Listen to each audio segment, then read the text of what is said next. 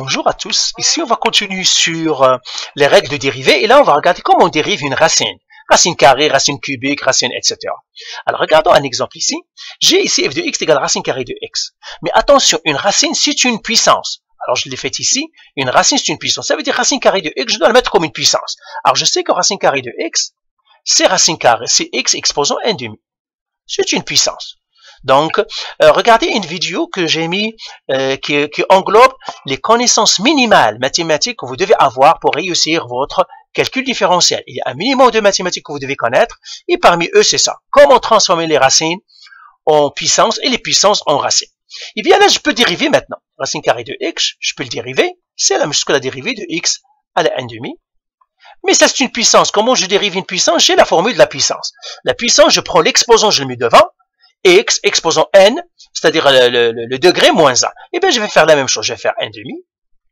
X exposant à 1/2 moins 1. Mais 1/2 moins 1, c'est quoi? C'est moins 1/2. Donc, ça me donnerait 1/2. X à la puissance moins 1/2.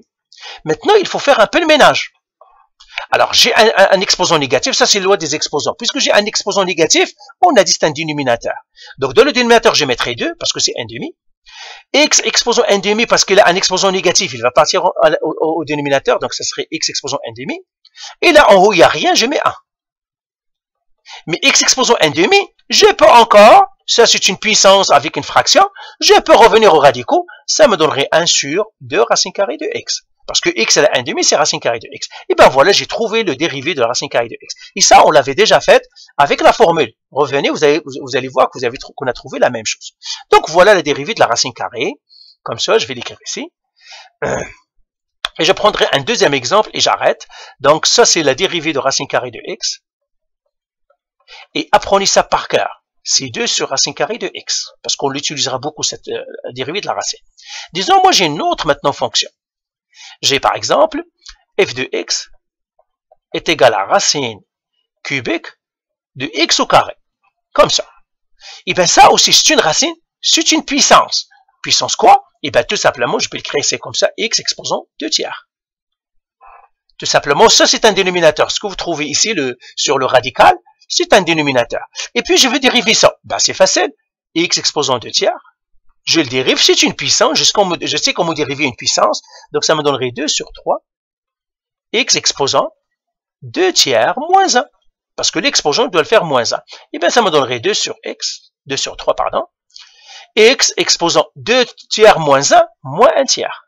Là encore, je dois faire le ménage. Le ménage, j'ai un exposant négatif, j'ai un exposant avec une rationnelle, je me débarrasse premièrement du négatif. Ça veut dire que c'est une fraction. Je mets un dénominateur, 3 est en bas, 2 est en haut. X exposant moins 1 tiers, ça veut dire le x va devenir en bas avec un exposant 1 tiers.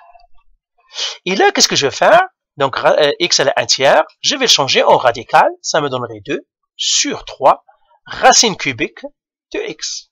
Et bien voilà, j'ai dérivé ça. Donc, racine cubique de x au carré, si je la dérive, ça me donnerait 2 sur 3 racine cubique de x. Ben voilà, tout simplement, x à la 1 tiers, je l'ai remplacé avec un radical. Et ben voilà, allez, bye.